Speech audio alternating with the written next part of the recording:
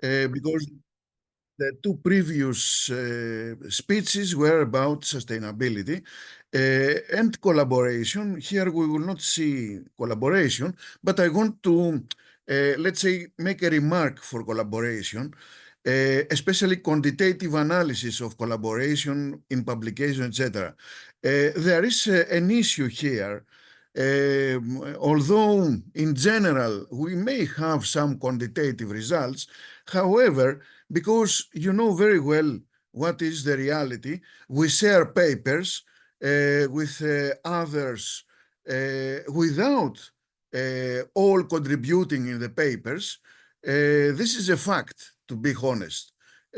So we know very well that to see real collaboration, we need to put some constraints, and we should discuss better the criteria. It's not only to have names in a paper, because although they claim, I did this, you did that, etc., we know facts like one being in the team because he's funding the paper and has done nothing.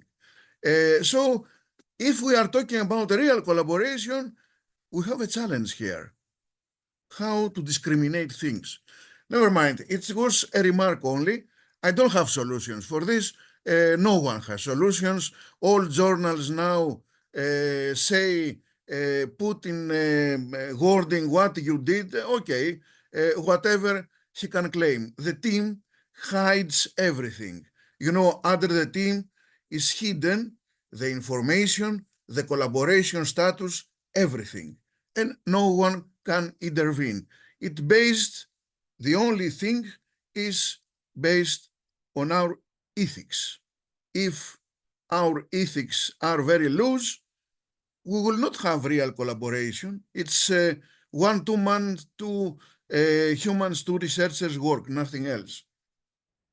Never mind, let's go to the main topic, which is actually twofold. Artificial intelligence for sustainable development, but also sustainability for artificial intelligence. It's twofold issue here. First, we will see issues about sustainable development and AI. Some small things first about definition and prospects of AI, circular modeling of sustainable development, AI and SDGs. We will see then, if we have time, the AI, how can be managed, what is the correlation between enablers and disruptions regarding SDGs, and at the end, we will see management issues for societal benefit. But in between, before seeing the human capital, capital in general, and AI, which is the last part, but we will see this last part if we have the time, we will delve in the issue of sustainability of AI. Is AI sustainable? This is a big question. I want to say at least some directions for addressing at least this issue. So some definitions and the prospects, starting everything from Alan Turing work in the 20s and up to 30s, 40s, up to 50s, because Alan Turing was active up to 50s. The main proposal was to build thinking machines in general based on computing machines. The so-called artificial intelligence, however, starts after Turing with John McCarthy in 1956, when the real definition of artificial intelligence started, The definition was that we want to build machines that can do whatever humans do. There are several other definitions, of course, but the main, actually, definition of what is and what artificial intelligence aims at is to think, to provide proofs that the machine thinks and act the machines like humans, exactly like humans.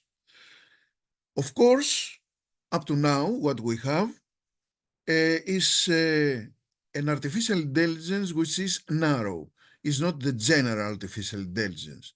By general, we mean, of course, that the thinking, in quotes, thinking, machines are able to do any kind of task. However, the narrow is that we concentrate in good performance in some tasks. We don't have, for instance, GPT run well in as chatbots, but cannot do other things. It's reasoning and thinking. It cannot act. It's not a robot.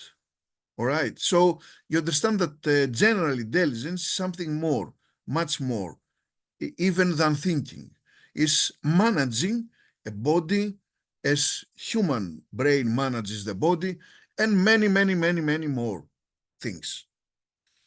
Currently, it includes data analysis, machine learning, deep learning, robotics, computer vision, and several other technologies. So it's when we say about artificial intelligence, we are talking about different technologies that are combined together. And this puts also some constraints in what is sustainable AI. I want to discuss and put special emphasis to this. The key areas AI is focusing, AI research I mean, is of course reasoning, knowledge representation, a very old task starting from the 56, when we wanted, of course, to represent rules. It started with representation of rules, of course, if then else rules or something similar, but with backtracking machine in Prolog, Lisp, etc. So knowledge representation. Is knowledge rules? The basic question of the 56, John McCarthy. Afterwards, the third task, now we know that knowledge representation is something bigger than rules, because human brain uses rules in a very different way, and it's not only knowledge representation as rules.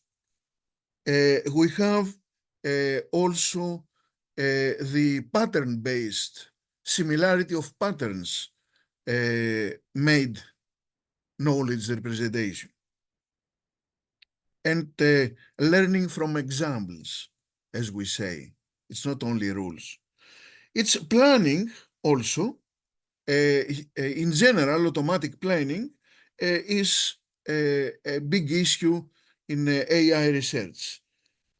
Communication, of course, everything that has to do with language. So by communication, we mean natural language processing, understanding, and many, many more things than this. Big data processing and analysis. And of course, perception. Perception is computer vision, but not only this. Any IoT device that can give sensing of the environment, the world in general, is kind of perception. You know very well that we have perceptory system with more than vision, hearing, tasting and smelling and whatever you understand. You know very well, but we don't have, for all this perceptory system, we don't have a similar perceptory system in AI. We don't have robots that smell exactly. So all these are open areas too. 6 big areas where AI is focused with some solutions, many gaps, many challenges. So up to now, we have the capability to train models in a good level of accuracy with huge, however, huge computing power needed, and it can emulate in some way. You see in the chatbots, you see that they emulate human reasoning, and I could prove you, but not here, that the answers of chatbots emulate human answers, but in a better way, in sometimes in a better way. They are more professionals when they answer. Of course, they answer also in a polite way, etc. But a knowledgeable person, a knowledgeable researcher knows that the answer comes from AI. You don't need Turnitin or other computing platforms in order to understand that something is a response of a chatbot. So the prospects of AI and how this is related with sustainable development is that AI based on optimization models can enable optimization, efficiency, and productivity. We know this productivity in research, in teaching, in learning. Yes, we can learn foreign languages much, much easier than before through using AI. AI is very, very good in language delivering, courses delivering for language. The main added value, but you understand from what I'm writing here, planning stage for a product, production stage, marketing stage, consumption stage, all stages in the private sector, according also to McKinsey, relatively recent market research, AI can offer a lot and offers a lot. So in the planning stage, it helps all R&D in order to produce. In the production stage, helps in all automation and optimization. In the marketing stage, you know very well that promotions now with AI patterns and methodologies is a very good option in order to start automatic or automated campaigns. And the consumption stage, of course, it makes the products with the capability to be consumed with much better user experience. Much better user experience because for whatever product now, you can have even a help system, especially if it's a digital product. You have full help system automated in order to get a much better experience and easiness in consuming, in using the product. The expansion is huge, and what is huge is that we can compare with AI invention and development, even with electricity and fire, according to Google. It's such a big revolution. And of course, it goes on as a part of fifth industrial revolution. Many have to benefit, and of course, several others may have some problems. the governments, for instance, you know very well, I will not talk too much about this. In all aspects of government, of governance, including bureaucracy, including education, including healthcare management, information for whatever, for forecasts, for weather, for whatever, all underneath they have some AI technology to combine with AI the traditional technologies in management. And of course, urban planning, water management, waste management, everything is now it has underneath some AI type of management. But there are also potential existential risks. Why? For instance, about our jobs. It's true, and there is a problem here because the majority of companies don't want juniors. They want only some seniors to supervise AI systems. And of course, the big question is, in the long term, how to build seniors if you don't have if you don't have juniors. I cannot answer this question. No one can answer.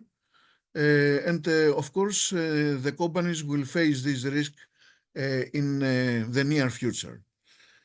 But when we say about potential existential risks, we are talking about not now with narrow intelligence, but with general intelligence, because then if the machines become smarter than people and with some kind of consciousness, why to rely on people? Why to being supervised by people?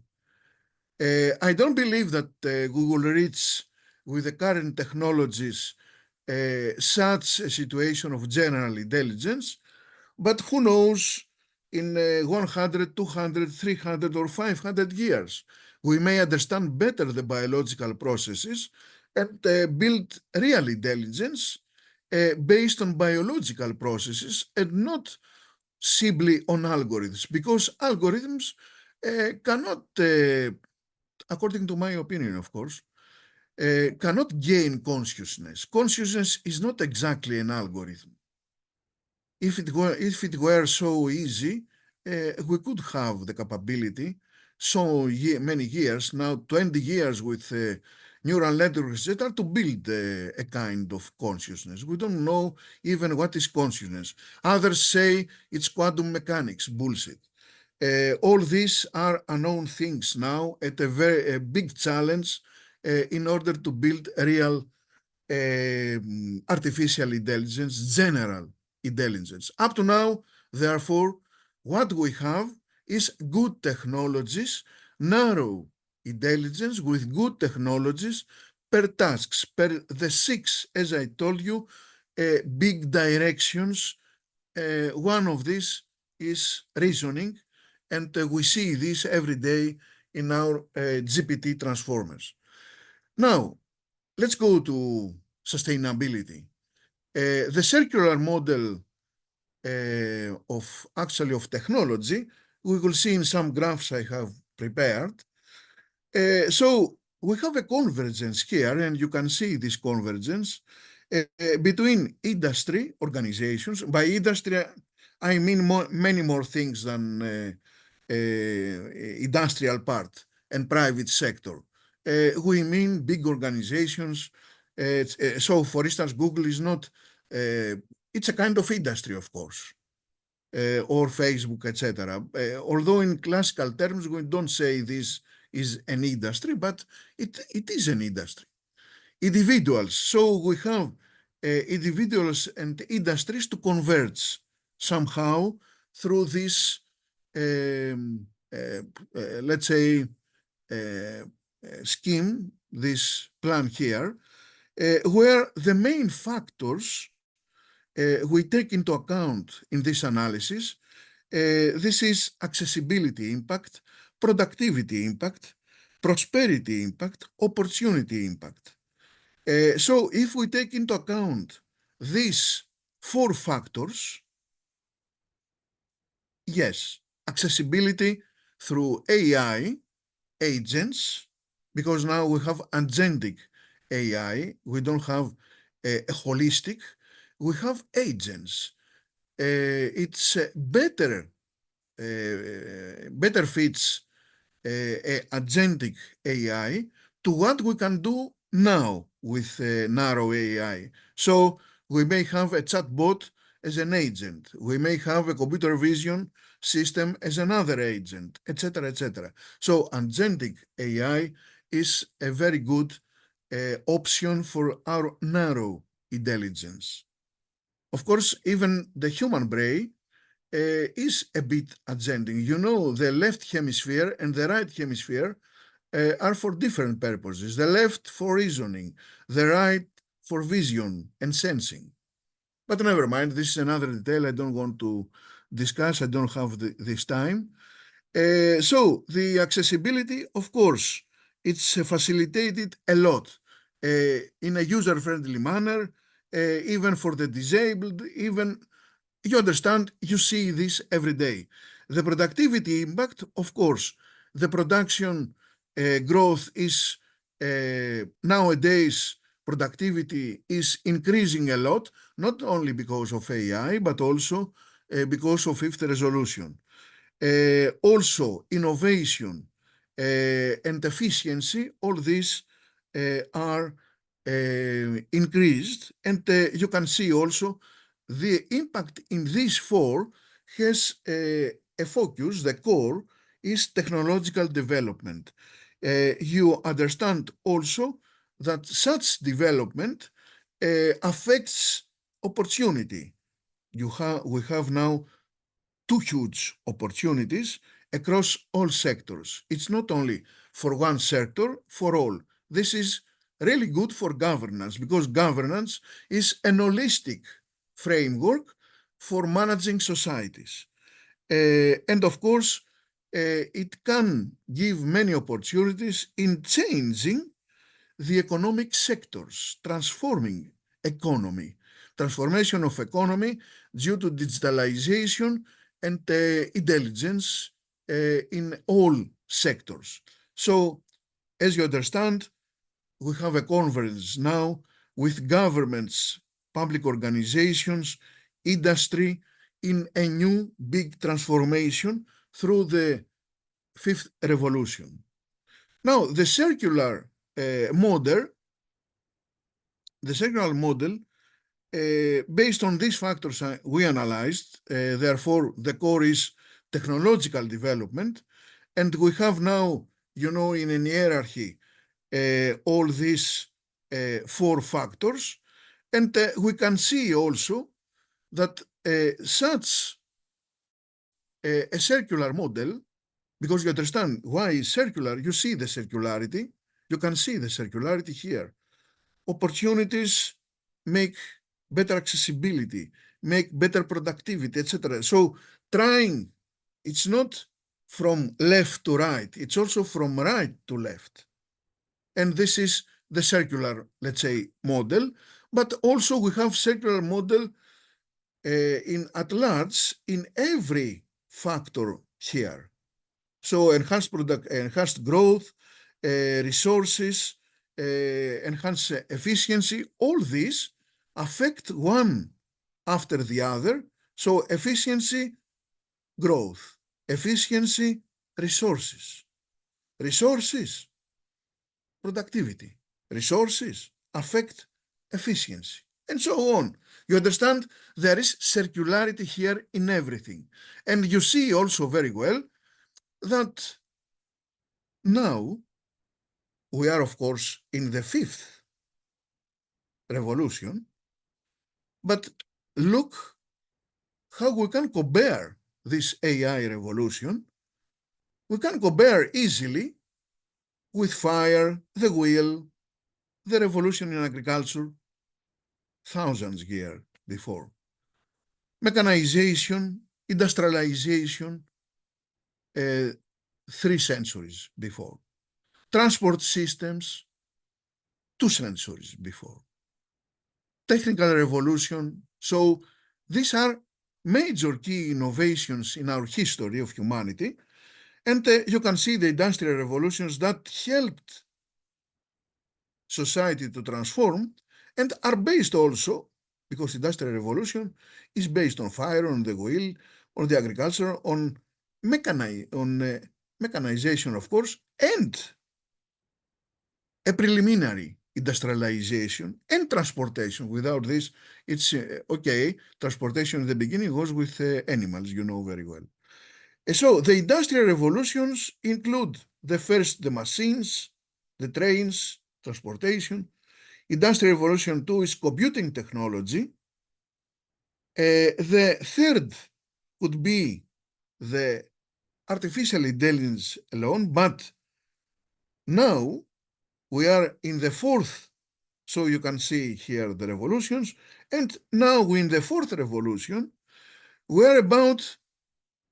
have started with not only neural networks, AI, etc., but we have also robotics, we have 3D printing, and many, many more things.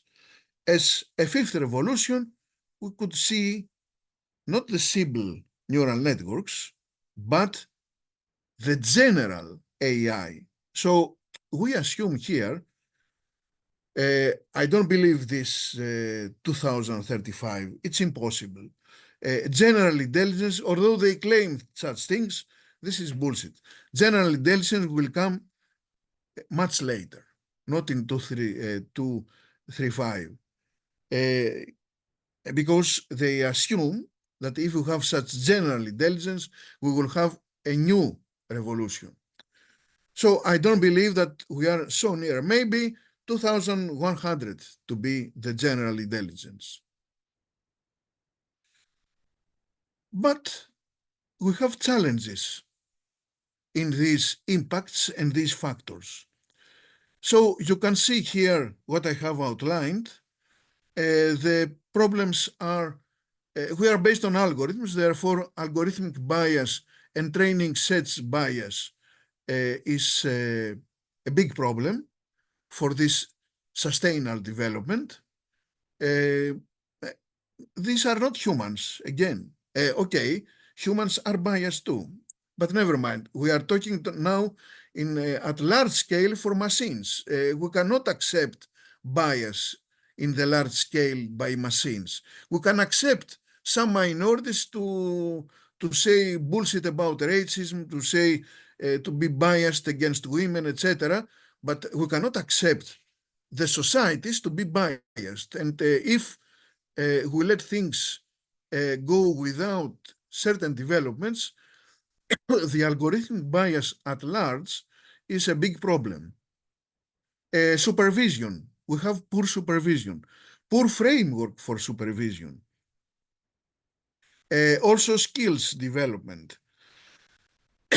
And of course, something that has to do with sustainability, as the previous speaker told, and as I will tell you, is the distribution of wealth. Actually, we need redistribution of wealth. Equitability is, therefore, there is problem. Displacement of workers, polarization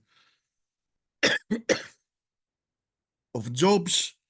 I told seniors and juniors, we have a new problem now. Access to resources, and of course, environmental sustainability. These are challenges that we will see very soon about the sustainability of AI. I will be very short here. We have analyzed SDG goals. We see here the 17. Of course, we know that these are expanded a lot, but never mind. Keep in mind, 2 means zero hunger. 4 means equality in education, and gender equality 5, and 7, as we see, means clean and clean energy, and of course energy that is easily accessible. Now, AI and sustainability goals. We have many publications, many projects related to climate change and AI, to biodiversity,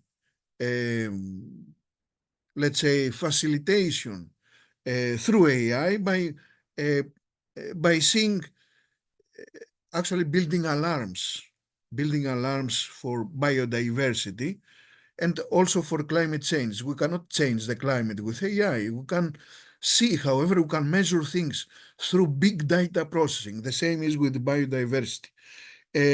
Healthy oceans, of course, we can detect, measure, we can foresee things. Again, big data processing. Don't expect with AI to change the world. AI can predict, can measure, can give ideas, but the humans can change the world. Clean air and weather and disaster resilience. Of course, AI can help here in all. How? By automation. For instance, clean air with new robotic machines.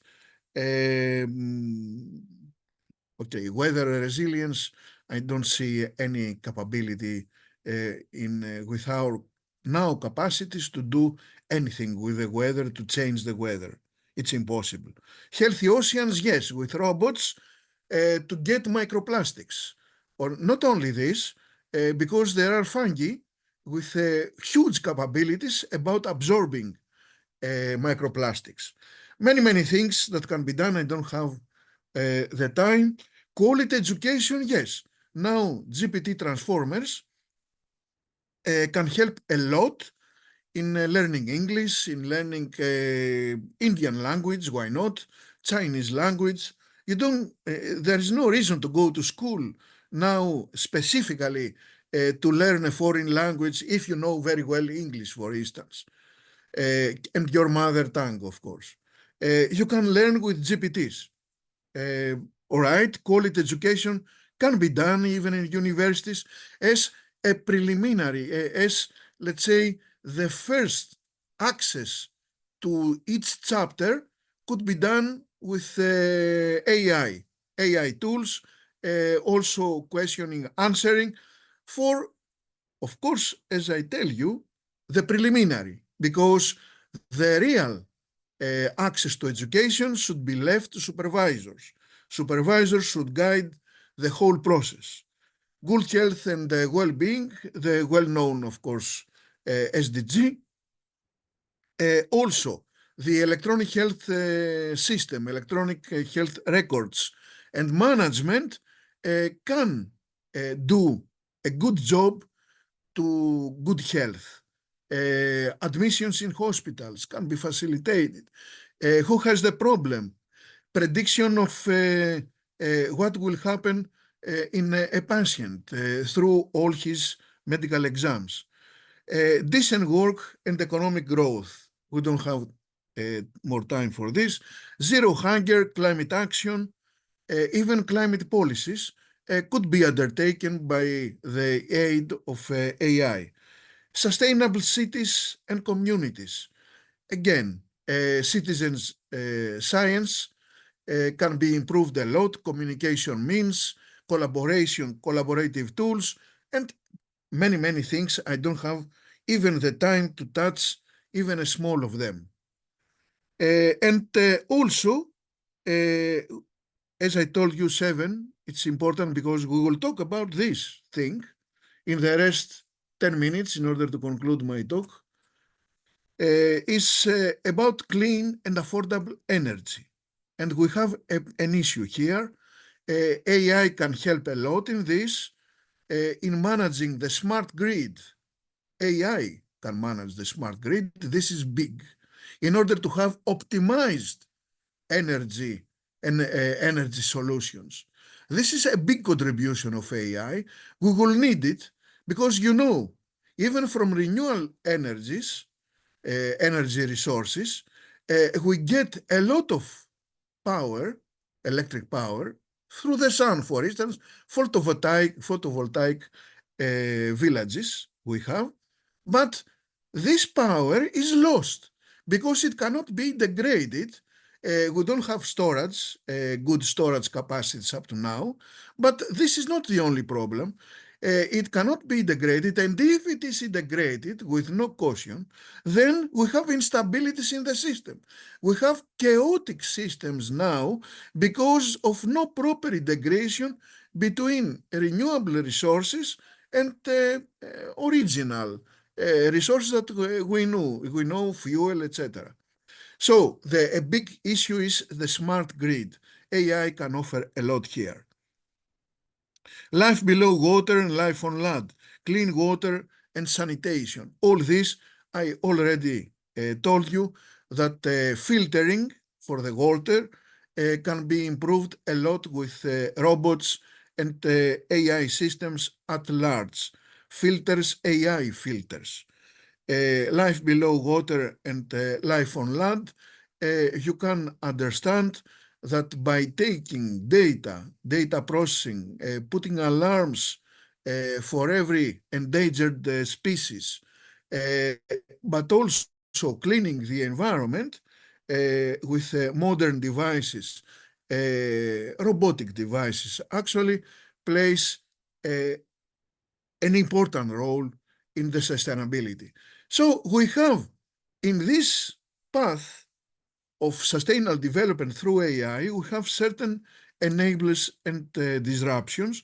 In short, I will talk because I will concentrate now in the big issue about sustainability of AI. Enabler in, of course, economic growth is the technical expertise and entrepreneurial strength, and this, of course, can be better enabled through AI. The disruption, however, is the displacement of labor. Displacement of labor is a big issue that is caused by AI. And the challenge is skills development. And of course, when we say skills development, we need also the juniors to be senior, because how else? Only skills development means to be trained. You should act. How to act if you are not in a job? Equitable distribution of prosperity and social security.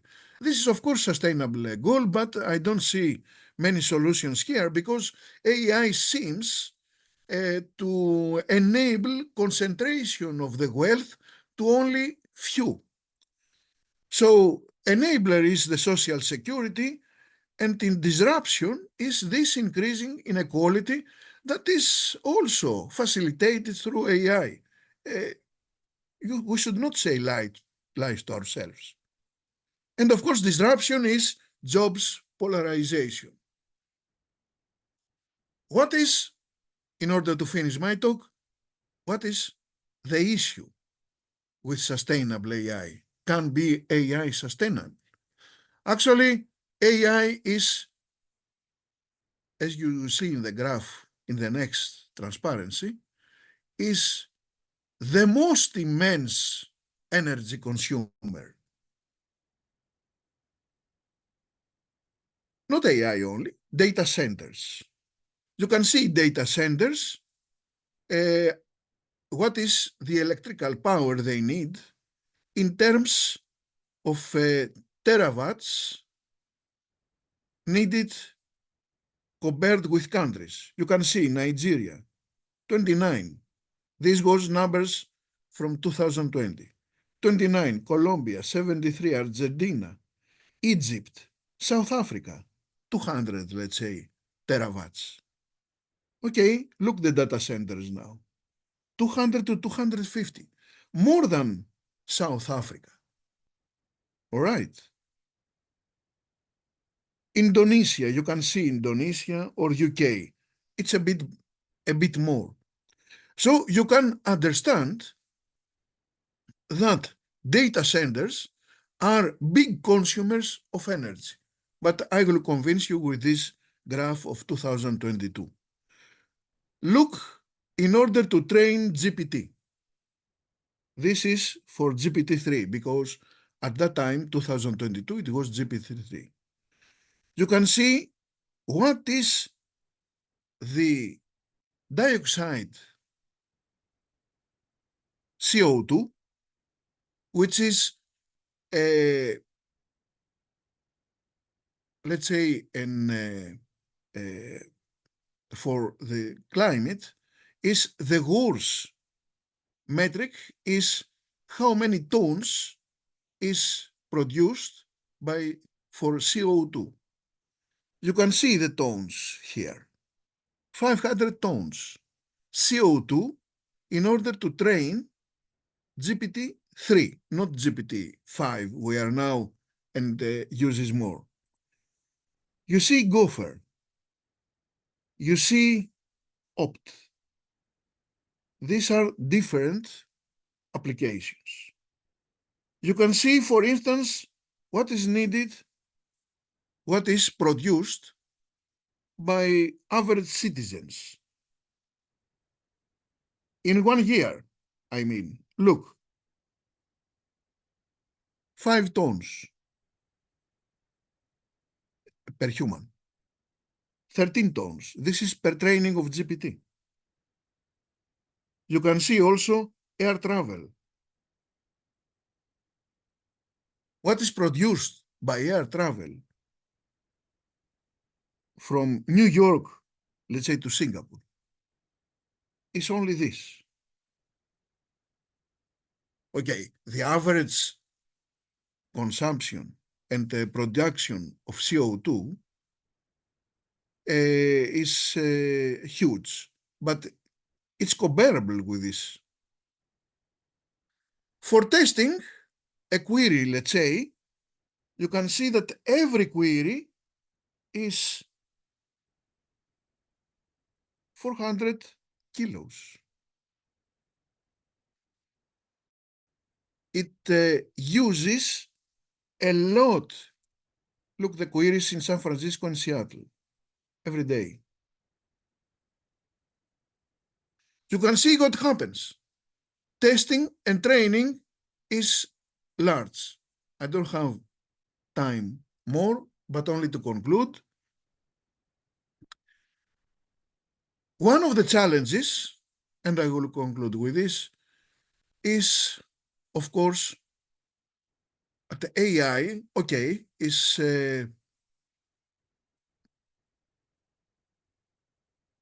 very important, this lack of sustainability. If we consider this previous here graph, we cannot continue like this. This is not sustainable. We should find other ways. Agentic AI may offer something.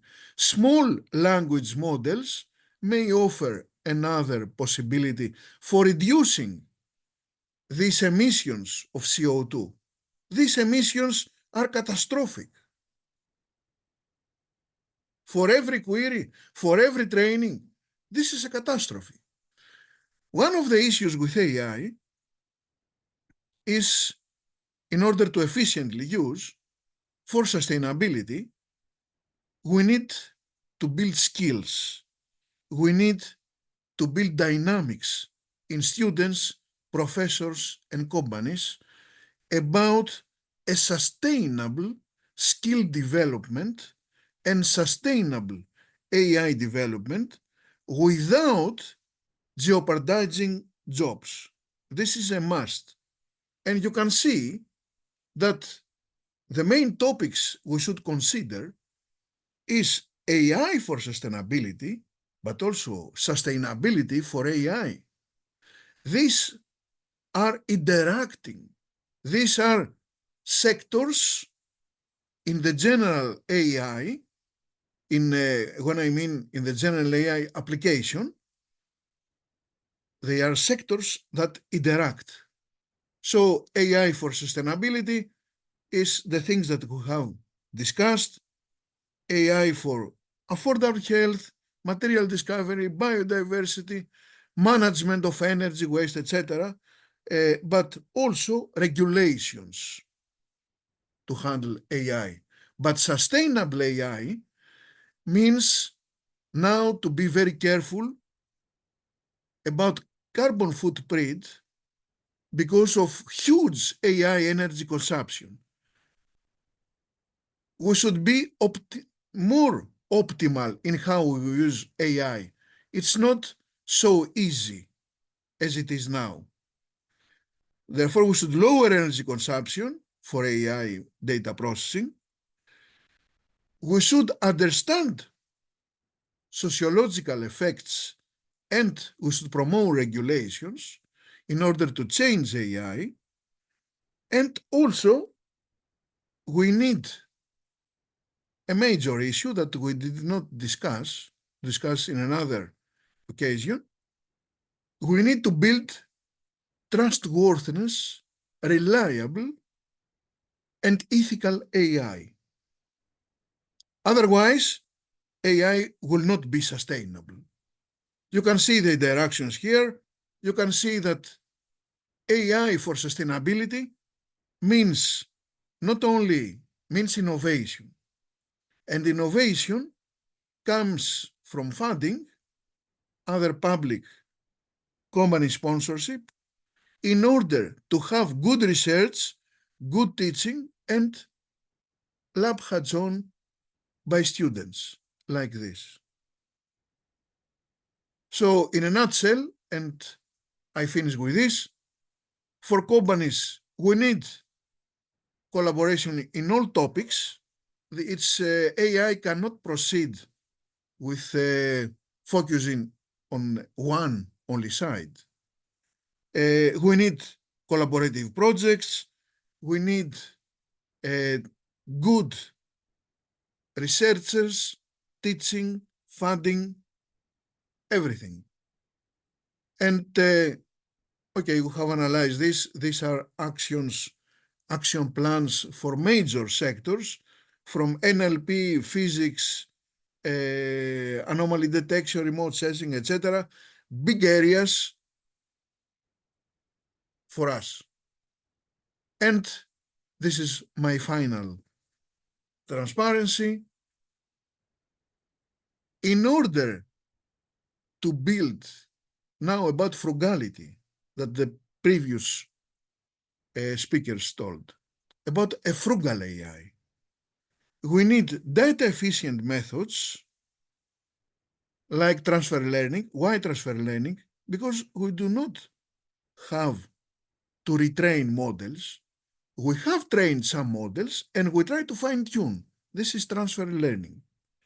Zero few-shot learning. So we reduce power consumption and emission of carbon dioxide.